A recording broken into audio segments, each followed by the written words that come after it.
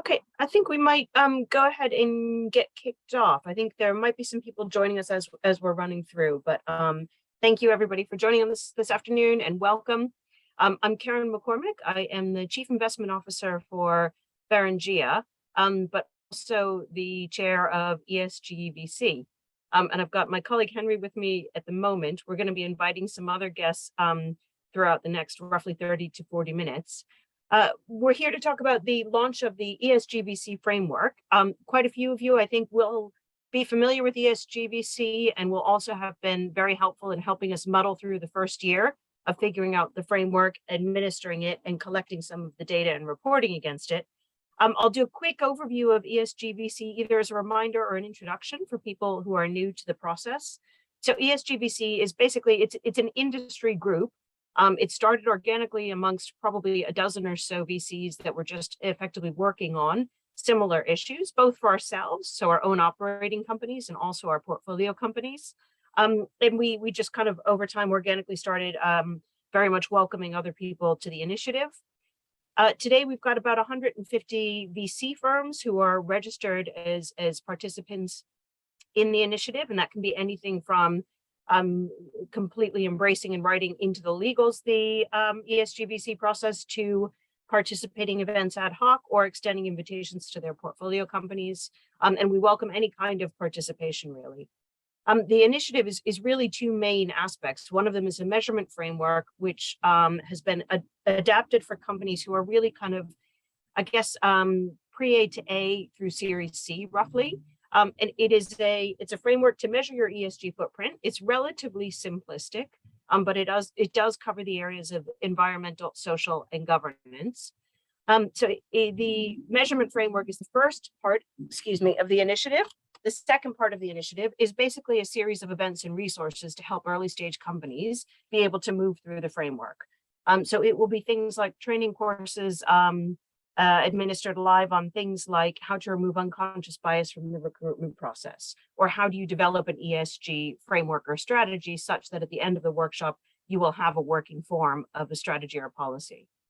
So those are really the two sides of the initiative. For companies that are interested in taking it further, we offer a lot of resources as well and some guidance in how to get deeper. For companies that are just starting on the journey and doing what they can, then we welcome again any participation.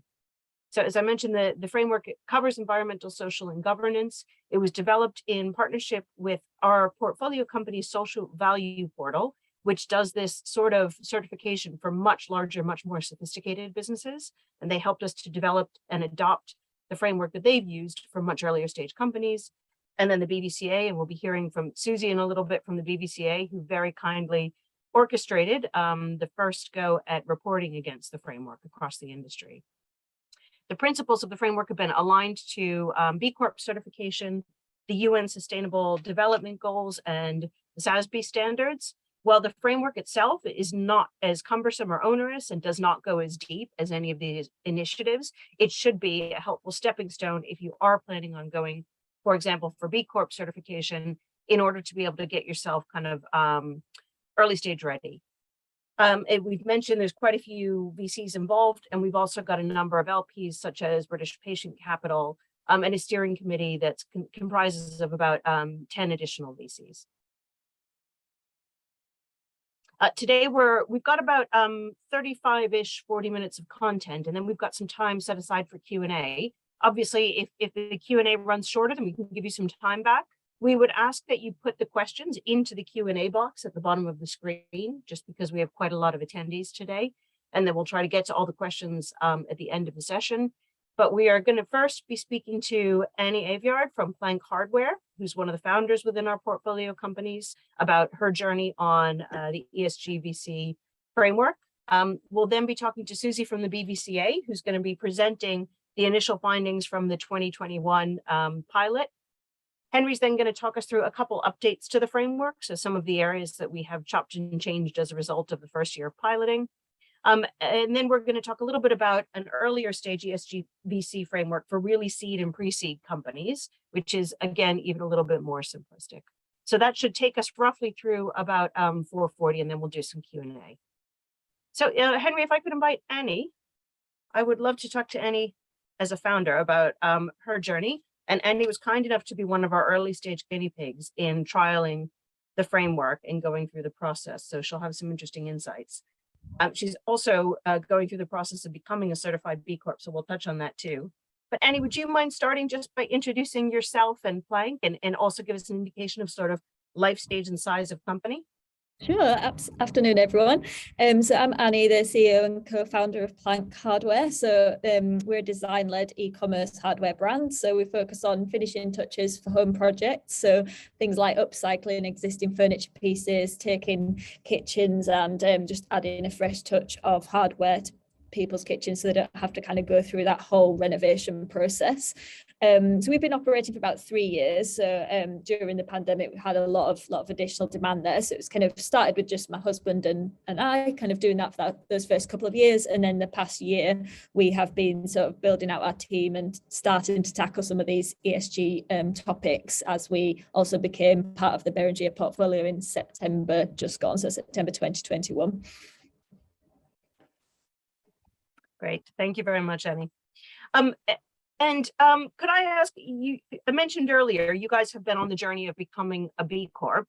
And I think you've now basically completed the application and you're just awaiting the certification. But could you talk to us a little bit about, just with the ESG VC framework, how easy, how complicated is it? Who in the organization basically leads it? And how long does it, I guess, take to fill out? What kind of resources do you need to do the first cut of the framework? Yeah, so we're still a relatively small business. So we're 20 people in total. That includes our warehouse operation and all the fulfillment as well, and the two co-founders. So we don't have a head of sustainability or ESG or anything like that yet, but we have a business operations lead who joined us with quite an interest in this topic. So she and I together have sort of been running through this together. So I would say the ESG VC framework was super digestible and actually quite quick to produce. So that kind of starts with this, gives you a starting point and that starting dashboard for where you're at with the E, the S and the G pillars. Something like B Corp's obviously a lot more involved, but it gave us a good idea of how easy or difficult it might be for us to actually go down that B Corp journey and whether we were ready or not. Because I think we felt that we were really passionate about getting it right from the start and building good foundations for this rather than trying to tackle it later. But at the same time, B Corp does seem quite involved. So we wanted to get a view on that first. And I think we knew that we would always have a carbon footprint because we're a product-based business working with metals, things like that. But we hadn't really explored the S or the G at all up to that point. So I think it was good for us to use the framework to just get an idea of where we were at with those two elements particularly as well. Because, up until that point, it'd really just been my husband and I, so we couldn't really work out much on diversity and things like that. But quite quickly after we took the investment round, we did start to ramp up a team, start to hire experienced people. So it kind of quite quickly became apparent that would be important for us to get right going into the future. So I think, yeah, that gave us that really good starting point. And then we did feel confident to tackle B Corp kind of right after that. Okay, and can I ask, just order of kind of effort, to do the ESG VC framework is a first cut, and I know B Corp is a lot more involved.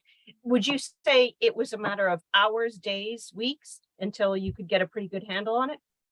Oh, definitely hours, I think. I mean, I think if, depending on the nature of the business, if you were maybe more of a people-based business, an agency, for example, running in multiple countries with lots of office locations and things like that, it might take a little bit longer to gather the data. But because we're just all in this one room here, we could just do that literally probably less than an hour to fill it out. Obviously, it leads to further conversations, it leads to further discussions, and lots of the questions we would kind of have to answer no, but then we would say, but we'll consider this within the next 12 months. So then that gives you your to-do list effectively for the next 12 months. So we then created a workflow around it. So of course, there's that resource that's required afterwards, but the actual initial snapshot is just really, really quick. Okay. Great. And did you guys learn anything about the business or yourselves, or was there anything that came out of it that was kind of surprising, either doing better or maybe needed more work than you realized? Yeah, so I think on the E pillar, we always knew that we'd have carbon footprint, we always knew that it would come from our third scope supply chain because we're e-commerce, so we would have like a relatively small kind of head office operation, but then a wider supply chain that sits behind that, particularly dealing with physical products and importing metals and things like that. So that was something we knew that we would need to tackle, and that sort of told us what we already knew and aligned with that. But then what we probably, as I said just a second ago, we spent less time thinking about the S&G pillar, and I think S was somewhere so around employees and things like that. We hadn't done as much work on that, so it kind of brought to my attention topics that we perhaps hadn't even thought about at all, like things like diversity, inclusion, things like that. And I guess when you're a small kind of young startup, we're quite execution focused, and you hire people that are probably also geared that way as well, because you know you're in that sort of doing mindset. I think it gave us that headspace to think about some of those other topics and how we might need to tackle them ongoing, because I'd tackled those topics in previous workplaces in much larger organizations, but I just hadn't kind of got to it here yet, so it kind of helped us to get to those things. And then on the governance side, we actually found that our foundation was really strong already, relative to the size of the business that we were. So it sort of gave me confidence to let go of like perfecting that a little bit and sort of focus on that growth, and moving a bit more aggressively with the funds that we'd raised, and gave me confidence that we were in a good place with that. So yeah, I think that was quite insightful. Okay. And I think you and Tom and some of the team have attended some of the events and participated in some of the ESG VC kind of webinars, training sessions, things like that. Is there anything that you found particularly useful or less useful? And you mentioned before that kind of filling it out was pretty quick, but then it starts you thinking about and conversing about where you are. Have you been able to bring that to kind of the board agenda, or is that something that is at a board level agenda for you guys?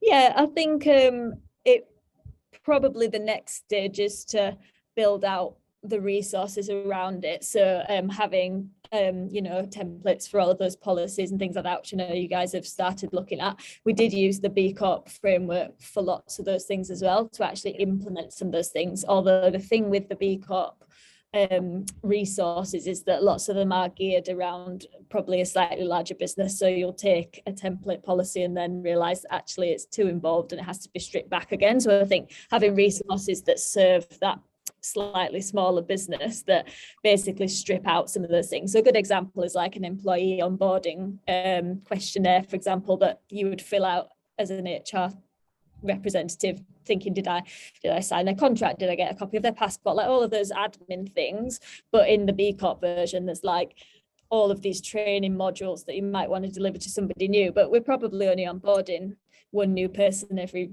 month. So, you're not going to build out really detailed decks and things like that. So I think just having nice bite-sized versions of some of those pieces would be helpful. But it's not what you actually asked me, but I do think that would be helpful. That's great. Yeah. Yep. No, that's really good. I think, initially, it's about how you take what you filled in to actually turning that into an action plan. I think that's probably the piece that's really good to come next. Okay. Thank you very much. So I think, Annie, we'll probably pause there, and we're going to move over to Susie from the BVCA. And the BVCA and Susie especially very kindly basically acted as an independent party to collate the results of our first year. Basically, I'd call it kind of a beta version. And we have a really astute question in the Q&A just about who has access to the results. I think that's one of the things Susie's likely to be covering, because she's going to talk through basically the results of this year. And Susie, if you're happy to kind of mention how the results were collated and the anonymity behind it, that would be handy as well. So sorry, we'll bring Susie up. Hi, Karen. Thank you for that introduction, and hello, everybody. So I'm Susie Gillespie, Head of Research at the BVCA. And as Karen said, I'm going to do guys a whistle-stop tour of sort of the output of the data collection that came out of this exercise. Now, as Annie and Karen have said, the main purpose of this framework is not to collect data. The main purpose of the framework is to help businesses think about various ESG angles. So the fact that we've got a data collection is kind of not a happy accident, that's taking it too far, but it's a nice consequence. And therefore, we haven't done, diligence on the results. We've sort of taken any data that we can get and say thank you very much. And there is a big caveat to this, that it's a relatively small sample size because it's a year one pilot. That being said, it's really interesting to see some of the findings that are coming out. So just a big picture view of what we did last year and what we're hoping to repeat this year. We basically we're launching last year, as we did this year, we're launching the framework in end of June, beginning of July, with the idea that portfolio companies can work with their investors, you know, over the next 3 to 4 months to work through the framework, see which bits are relevant to them, see how they can fill it out. I mean, Annie says it took an hour to fill out. It's fantastic. And that may not be the case for all businesses. And indeed, it may be that actually filling it out raises some questions which prompts discussions, which is the whole point. That's fantastic. But the idea being that once all portfolio companies have completed it, they submit it to their investors. Quite a few of the investors, VCs who make multiple investments, can then kind of look at the ESG VC framework across their portfolio companies. And then hopefully what I would like is for them to submit it to the BBCA so that I can have a look at an industry-wide perspective. For those of you who don't know what the BBCA is, we are the Trade Association for Private Equity and Venture Capital. I have no interest in the individual results for individual businesses. So you can have complete confidence. I'm not going to publish anything to do with any of your particular business. I care about the overall picture for the industry. And that's one of the reasons that the BBCA agreed to act as the data collection, data repository for this exercise, is we felt it would give everyone confidence that, you know, we were a safe place to kind of hold the data. Where did we get to? Well, we had submissions of 225 portfolio companies from 11 venture capital companies. And if we could move forward, please, Henry. What did we find? Well, it's unsurprising, but also reassuring. We found that ESG performance improves with scale. There were very few businesses which scored kind of 4 stars, you know, the highest metric on our framework, particularly at the seed or pre-seed stage. But that's fine. Those businesses at the earliest stage of their journey, as they continue to grow, particularly once you get to, say, Series C or beyond, particularly for the S and the G elements, and we'll come on to that in a moment, you know, we've got, you know, almost all businesses scoring 3 or 4 stars. So it's a great example of how, you know, we can have the story out there which says, look, you know, it's not that founders aren't interested in stuff, they are, but they need to build and grow at the right time. We could move forward. And if we have a look at it by theme, so the E, the S and the G, the environment, the society, the governance. Now, it's very clear that the E is the hardest bit to score well on. And I think that's because, you know, some of the governance stuff you can put in place relatively easily. It's not to say it's always easy to continually implement, but certainly, you know, putting it in place or taking those first steps is quite easy. I know that there's also a challenge around the E, particularly around net zero businesses and so on, which some portfolio companies and some of our VC members are saying, which is, well, we want these businesses to grow. And if they grow, they're going to do more stuff. And if they do more stuff, you're probably going to have more emissions. And we're like, well, yeah, but we don't want you to not do anything because then you don't have a business. So one of the things that we've introduced, which Henry will talk about a bit in a minute, is trying to look at, for example, carbon intensity, trying to have a think about, well, you know, we're not trying to discourage people from growing, but we want to help you grow less carbon intensive businesses. And if they can be net zero, fantastic. But if at the end of the day, if we are replacing higher carbon intensive businesses with lower carbon intensive business, that's good. We're on the right journey. We could step forward, please. Now, we did a little bit of sector analysis, and this comes with quite a big caveat about we're getting to quite small sample sizes. But you can see that SaaS and fintech companies appear to have performed relatively poorly on environmental issues, particularly compared with e-commerce businesses. And, you know, to Annie's point earlier about, you know, what is relevant to particular businesses might vary by sector. you can see that the manufacturing businesses, actually seems to have more of a challenge with some of the S and the S elements. So maybe the fact that you are having different responses to different categories suggests, well, actually, which bits of the ESG resources in terms of the webinars, the guidance, are relevant for different businesses. And it's not one size fits all, and it never should be. If we could step forward, please, Henry. And this is my nearly final slide. This is looking ahead, because as Annie said, the result of once you've done the framework, not only do you say where you're at today, but what are you going to do in the future? What is your plan for the next 12 months? And looking across the 225 businesses that were in our pilot phase sample, these were the top 3 under the E, the S, and the G for what they wanted to do.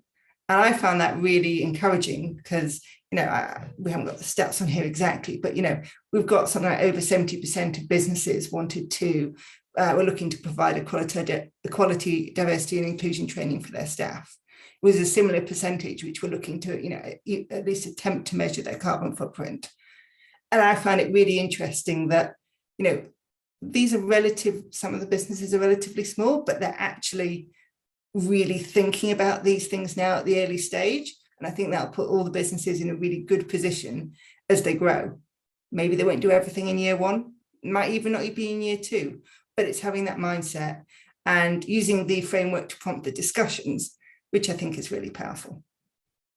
I put a link on the next slide, which just, if you want to read the full report, which we put together, a combination of myself, big shout out to Henry, Karen, and all the rest of the steering group committee, very much a joint effort, but the slides will be available afterwards and the full report is available online.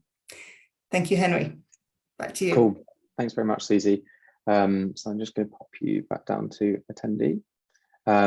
So thank you very much, everyone. I am just going to have a quick conversation with you about some of the changes that we've been making for this year's version of the framework. I think it's just worth saying from the outset, the changes that we've made this year have primarily been informed by the pilot that Susie has just mentioned, alongside feedback that we've been gathering throughout the past 12 months from VCs, from entrepreneurs. It's not our expectation that we'll be making quite so many changes annually from this point onwards. It's much more our focus on ensuring that this framework becomes standardized, it becomes consistent. But I think we needed to make sure that we were able to be flexible to the feedback, the findings, the insights that we were able to gather over the past 12 months. So I'm just going to quickly run through the changes that we've made to the framework itself. It's worth mentioning that the framework should be available to now download from our website, esgvc.co.uk.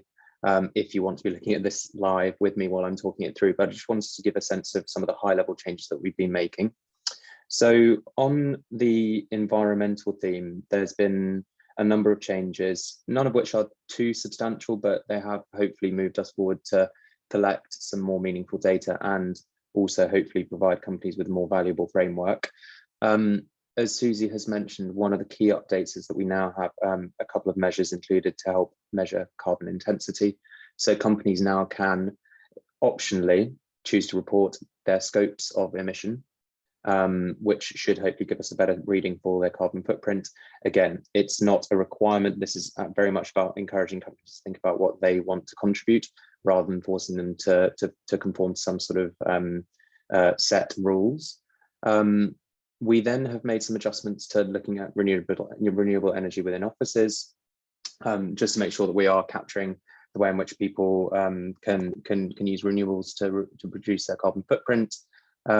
We then have also looked at sustainable travel as much more of an issue, particularly as businesses around the world start to look to travel again. So that both includes commuting, so making use of things like EV schemes and public transport, through to more corporate travel using planes. So it's worth taking a look at both of those new measures in there as well. We've also done some adjustments to the final couple of outcomes within the framework, within the environmental section. And that includes taking a more of a look at the circular economy and how companies can reuse and recycle, and also at what we've now called responsible procurement. So looking at supply chains and procurement and how those can help companies to have a better environmental footprint as well. We've then made some changes to the social and governance sections. We have made relatively few changes to the social section. We have included some new metrics within the diversity data section. So we will now be asking companies to report sexual orientation of their boards, leadership and workforces if they can, because we think that's an important issue to address. We have, however, encouraged companies to be in many more instances ask their employees to self-report diversity data. We think that's a really important issue for companies to address. And so you'll see very clearly within the framework, there is a clear signpost for any company to complete a DEI survey before ever reporting any data into the social section of the framework. We've also just encouraged companies to start looking at the issue of internships and apprenticeships. But one of the key areas of focus for the past few months, whilst we've been making updates to the framework, has been the governance section, and particularly a new set of questions around data governance and cybersecurity. So we reflected on last year's framework and felt as though the questions around technology, AI, cybersecurity were not strong enough. They weren't driving at the right type of behavior change. And so we worked alongside some specialists at INSEAD, the business school, to look at how we could encourage companies to report against a set of metrics that were much more rigorous in their analysis of data processes, responsible use of AI and cybersecurity. So it's well worth taking a look at that new section, which you'll find in the governance section. And then finally, we've just made some adjustments to what were our existing questions around health and safety. So we've made one adjustment in removing the core outcome, and then just moved a couple of metrics around within the governance section as well. I just finally wanted to take a quick look at the reporting timeline for the rest of the year, and just restate a couple of points that Susie has mentioned, and also talk about some next steps for you all. So obviously we're launching the framework today. It is now available online, but I fully expect to be able to have conversations with people in the network who would like to learn more about how to use the framework, about how to get on board, and how to join up with our research initiatives for this year. As Susie mentioned, it's our expectation that we'll be onboarding VCs and portfolio companies over the next couple of months. So we will be running more workshops for people who want to get involved. We are very happy to have calls with specific funds or portfolio companies who would like to learn more. There's then effectively a 4-month reporting period over the summer and through into the early autumn when companies will be asked to submit their data. In terms of the process, that involves individual portfolio companies completing the framework, submitting that data into their investors. Those investors will collate their data at the portfolio level and then pass that on to the BVCA. Companies who are reporting data do not pass their data on to other VCs involved in the initiative. As Susie mentioned, the data is only going into the BVCA. Alongside all of this work, we will be running our regular program of training and workshops and webinars. So do keep an eye out for those over the coming months as well. So just in terms of a couple of points to leave with you, please do go and check out the framework. Please do get in touch with me or any member of the ESG VC steering group if you'd like to learn more about the framework and getting involved with the initiative. And do check out our new resource hub as well. It's currently a bit of a work in progress, but it's worth taking a look at the environmental section that we've been building over the last month or two. And this is, as Annie mentioned, much more of a push for us at the moment as we try and just make sure that companies have access to relevant materials, policies, processes to help them continue to drive forwards on their ESG journey.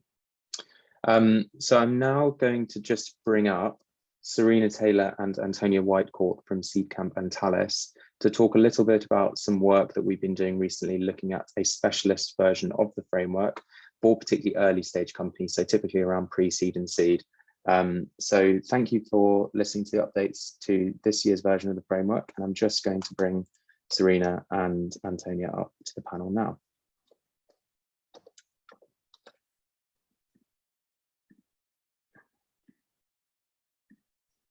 And just while we've got Serena and Antonia joining us, I will just remind everyone to just be putting questions into the Q&A and into the chat, which we will tackle in 10 minutes or so, once Serena and Antonia have had a chance to just talk about their work.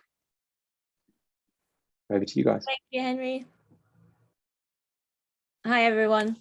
Yeah, thank you for everyone who's here today. I think we were asked by Henry to especially focus on, how we've been working with early stage company in terms of this ESG framework. And I think it's an important difference, because obviously this framework really is here to help our companies on their ESG journey and improvement, and being able to sort of benchmark against other companies at the similar stages, rather than putting anyone off, essentially. And obviously when you some of our companies really only have 1 to 2 people working from their bedroom, so it's very hard to actually be able to assess data that they don't have, and what their impact is. So I think the first one is what are sort of the challenges that early stage companies encounter with when they think about ESG, and maybe Serena, you can give more of an insight as well. Yeah, for sure. So hi everyone, I'm Serena Taylor from Talis Capital. And I think something that we found when we were piloting this with early stage companies, and particularly seed, is that we found that there was little data available to us in some of the certain points. And we found that some questions were more relevant than others for early stage companies, which is why we kind of drove a decision to kind of create a streamlined standardized version of the seed stage framework.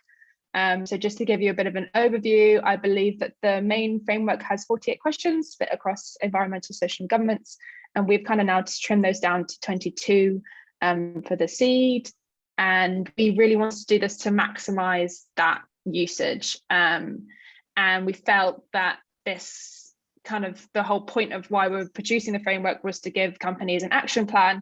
And we felt that the kind of, getting the kind of not relevant outcome for a lot of the questions, particularly perhaps some of the more detailed questions around scope 1 to 3 was perhaps not relevant. And we also made a decision around D&I. Although we want to focus on D&I for seed stage, we felt we had to do this in a different way that was not focused around a D&I audit, because we typically find that seed stage companies are between 120, but typically more like 5 to 15 people, and asking them to do a D&I audit was inappropriate for outing certain people of different genders and races and sexual expressions and likewise. So we took that decision there. Yeah, I think that's also coming back to Susie's point earlier, that obviously companies do improve, on their sort of environmental criteria as they grow, and they're probably more ahead in terms of the S and the G. So we tried to sort of, condense the framework to really reflect that. And I think that's the main issue, that at the moment there really aren't that many frameworks out there that are appropriate for very early stage companies. So this is something we're focusing on and working on, and which we'll then also be able to share over the next coming weeks, right, Henry? Yeah, exactly. Yeah, I think maybe and I think the plan was that obviously we do not want to, that we still have the main framework, and this will be a condensed version. So I think anyone who has the need or who is an early stage investor, please do get in contact, and then we'll actually send over this condensed version. Is that correct, Henry? Yeah, exactly. Yeah, that's the plan. Perfect. Was there anything else we wanted to cover on this? Serena, anything else you wanted to say? I don't think so. I think it's just, a real focus on trying to make sure that this doesn't become an opt-out. We're really keen for seed stage companies to use the framework and if possible use the longer extended framework, but we found that we also need to take a slightly different approach with the sort of pre-seed and seed. And we're really keen for investors who focus on pre-seed and stage to get in contact and see what they think of this new convents framework. But like we said, we're really, still have full confidence in the extended framework and why it's being built the way it has been built. So yeah, do reach out and do suggest any comments or thoughts on it, but really to kind of caveat this by saying that the full framework is really the direction of travel and what we'd like to see. Yeah, exactly. I think it's just important to reiterate that point, which several people have already, I think, discussed as part of this call today, which is that this is all part of a journey. companies in all likelihood will be using this as a bit of a gateway drug into ESG as they scale. And so companies at the particularly early stage, so pre-seed and seed, can use this new version, which we're both working on, to just start to get a foot in the door. But as they scale, they'll hopefully move through the core ESG VC measurement framework, and then over time also look to more rigorous assessments, perhaps, like Annie was mentioning earlier with the B Corp assessment as well. Cool.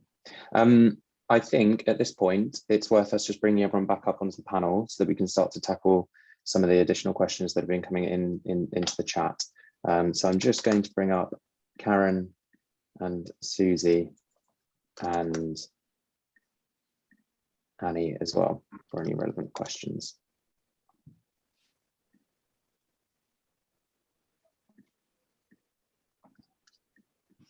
So just taking a look at the questions now.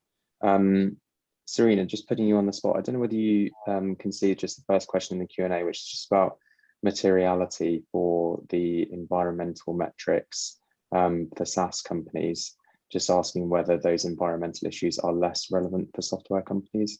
Is that something that you've grappled with within your portfolio companies? I cannot see that question, but if you repeat it, I might be able to give it a good go at it. Is materiality less important for environmental metrics in SaaS? Yeah, I've spoken a little bit about this with some of the SaaS businesses that I have, and I think it's that are in the portfolio, and it's again depends on the sector and what the company's focused on. I think I often make the case around cloud computing and the energy intensity required for cloud computing as SaaS companies scale, and what that means for their not only costs but their energy consumption, and trying to minimize both of those is a win-win for SaaS. There's obviously a case around trying to pinpoint what is most material for businesses, and obviously for businesses that produce manufactured goods, we find that environmental factors are really, really key, not only for the company itself, but also stakeholders. But yeah, I think there's, just to reiterate that, I think it depends on each company, but we often still try to make the case that environmental metrics still matter. Fantastic, thanks, Serena. Karen, maybe I can just turn to you quickly with a question which has come in about how we get this approach to being a de facto standard. So obviously a lot of companies will have multiple investors. How do we make sure that companies are starting to push towards this becoming a more standardized framework? Is it the responsibility of investors? Is it up to companies to ask their investors to report against this? Yeah, that's kind of the million-dollar question. I think this initiative basically started because we were trying to kind of tackle that exact issue, in that each of us was interested in trying to do something like this and didn't want to be asking portfolio companies to fill out one form for each of their VCs, maybe another for an LP, another for a supplier, et cetera.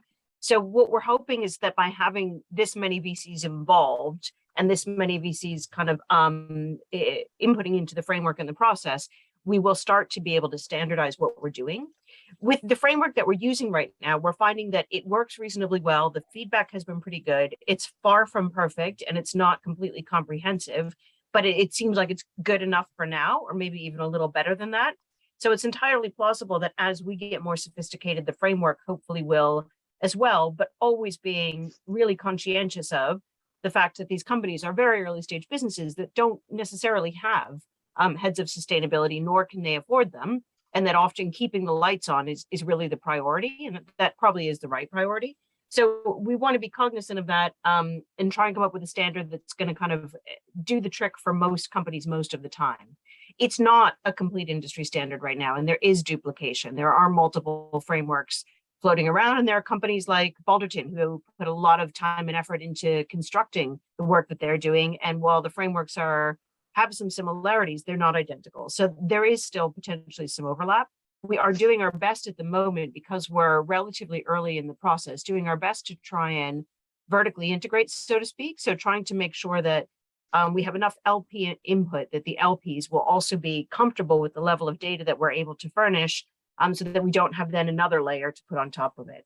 But basically, it's just trying to get industry buy-in. Any suggestions are very welcome. That's great. Thanks, Karen. Karen, actually, maybe just one more final question for you. Just in the Q&A about whether agencies and consultants can use this framework when they work with startups or SMEs. How much does it cost for the businesses to use? Sure, there is no cost. So what we have basically said is any early stage company can use this. We do have, there is basically an entity set up which owns the IP. No third party can effectively commercialize use of the framework. So the framework itself has to be free. If somebody were to provide services that say, you know, we can help you with your getting to net zero, or we can help you with your D&I, that would be somewhat independent of the framework. So no one can charge for the framework. The IP is owned by a separate entity, and it is free for the industry to use in perpetuity. The only entity that can effectively commercialize the framework itself is Social Value Portal, because it is based off of their IP, but we effectively have a perpetual license for the industry for any company that would like to use this for free. Great, thanks, Karen. Serena, there's one more question just about sort of essentially how to complete the framework. Someone's obviously highlighted that it does require some manual input of data from portfolio companies. I think there are obviously some platforms and providers out there that can help with this process. Do you want to just talk a little bit about how we think about that problem at ESG VC?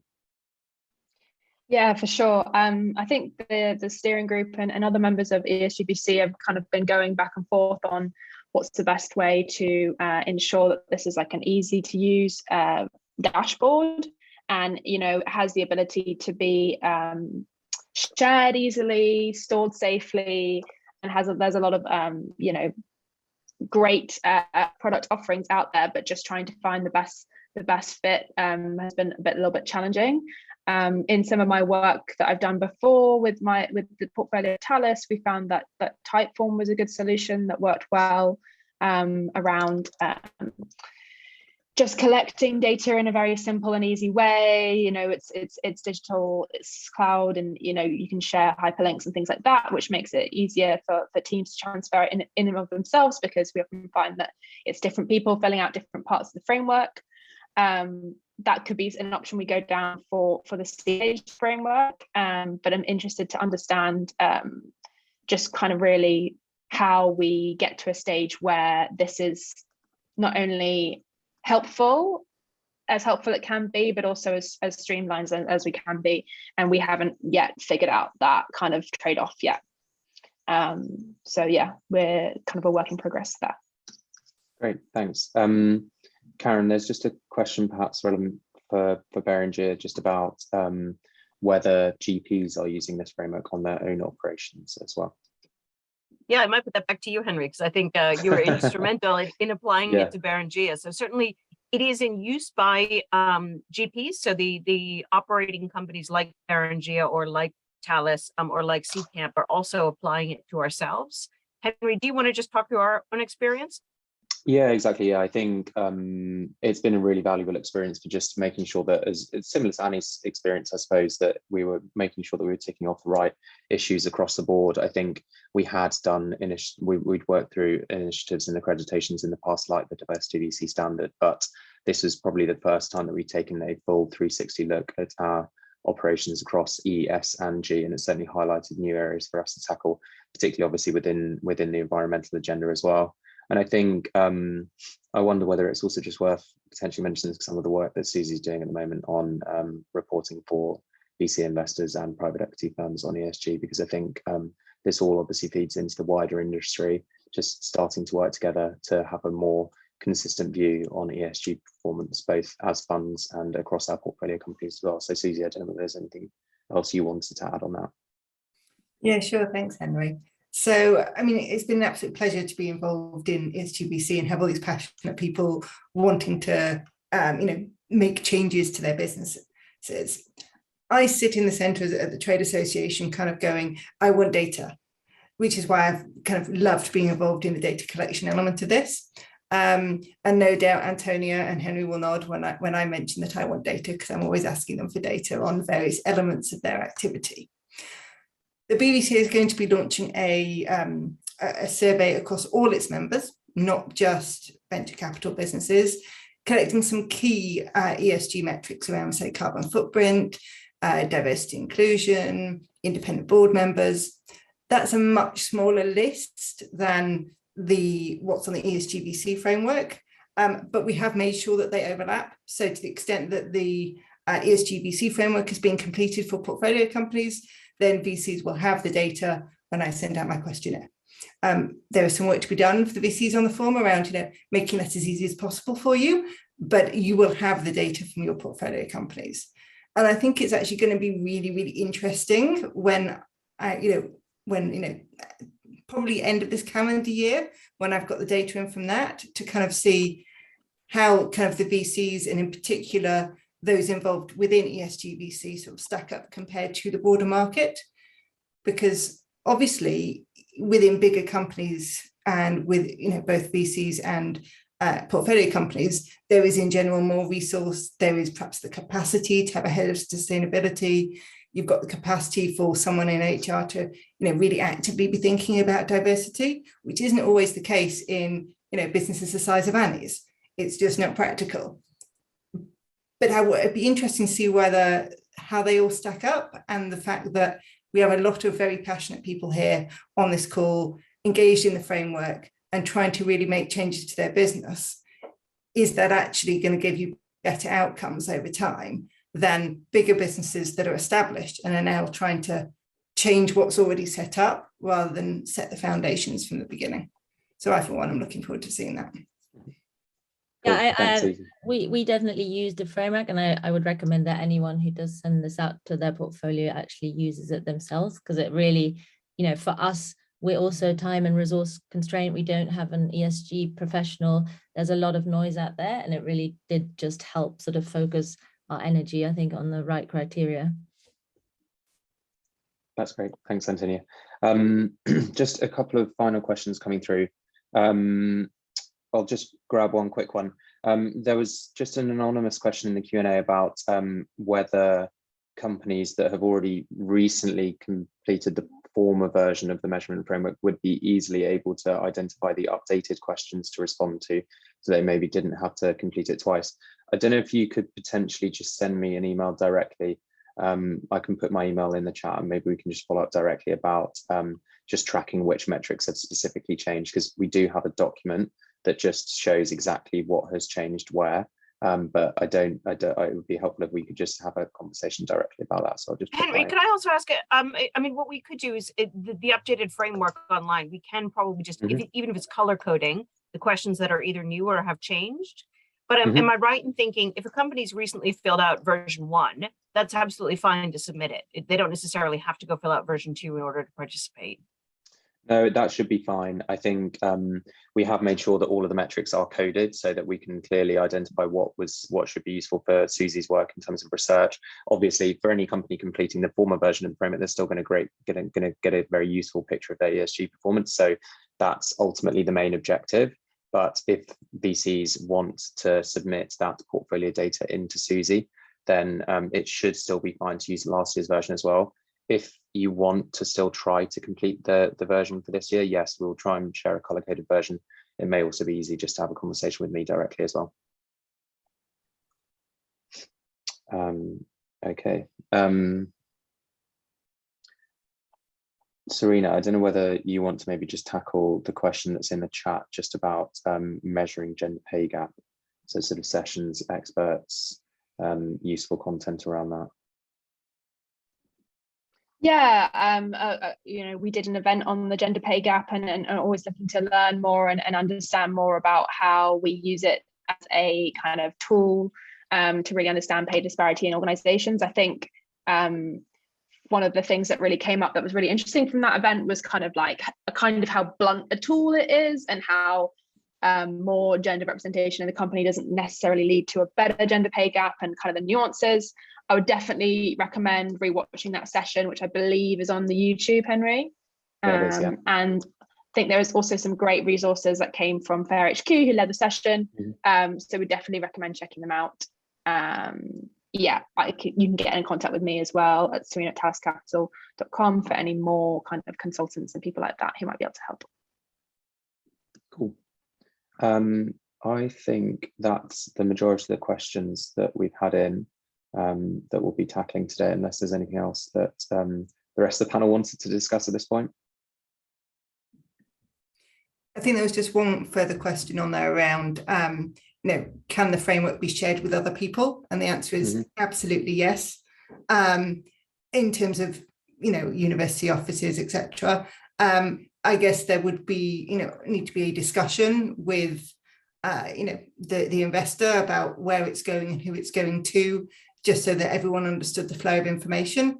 But from a, an IP perspective, we want it to be used and shared as widely as possible. So in terms of the output, data, I think Susie, I'm right in saying what we would share is basically what the BVCA has already published, which are the summary results. So what we wouldn't be likely to do is hand the raw data to anyone else if somebody was looking for something more granular.